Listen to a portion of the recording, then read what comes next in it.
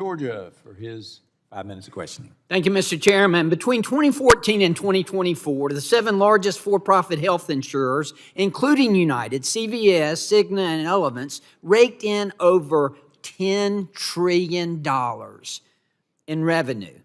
$10 trillion and $543 billion in profits. In fact, since the passage of the Unaffordable Care Act, the stock prices of these health insurers has increased by over 1,000%. 1,000%. Premiums are rising and patients struggle to afford care. Insurance executive compensation continues to increase at the expense of patients. Americans now owe, and hear me clearly, Americans now owe $220 billion in medical debt. $220 billion. To put it simply, the system is failing the people it's meant to serve, and that is the patients. Mr. Joyner, in 2024, CVS Health spent a staggering $41 million in compensation to you and your colleague, Karen Lynch. This is enough to cover the premiums for thousands of American families. How do you justify getting paid that much when so many of your patients struggle to afford skyrocketing premiums? $41 million, Mr. Joyner. That was, Congressman, thanks for the question. Don't thank me for the question, just answer them, please. That was not my compensation that you referenced. This past year, my compensation was $17 million.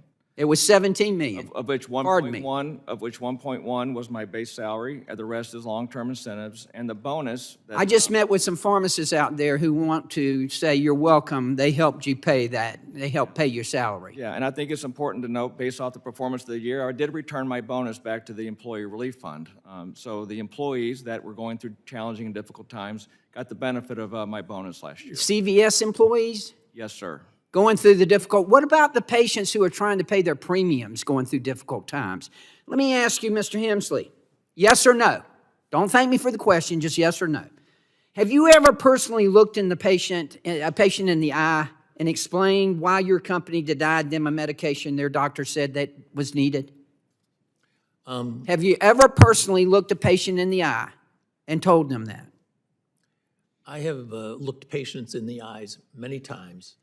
I don't recall whether it's regarding a prior authorization, but it is. Well, Mr. Hemsley, let me tell you, I practiced pharmacy for 40 years. I'm the one who had to look the patient in the eye. I'm the one who had to tell them that on your behalf. It's not fun. Mr. Hemsley, I want to tell you a story about Andrea Kelly. She's a single mother from Kentucky who was diagnosed with stage 2 breast cancer and has endured years of chemotherapy, surgery, and radiation just to stay alive. And she wants to stay alive because she's got a 7-year-old daughter. Despite being stable on the medications for a year, UnitedHealth is now denying Andrea her Lupron injection and Veoza medication.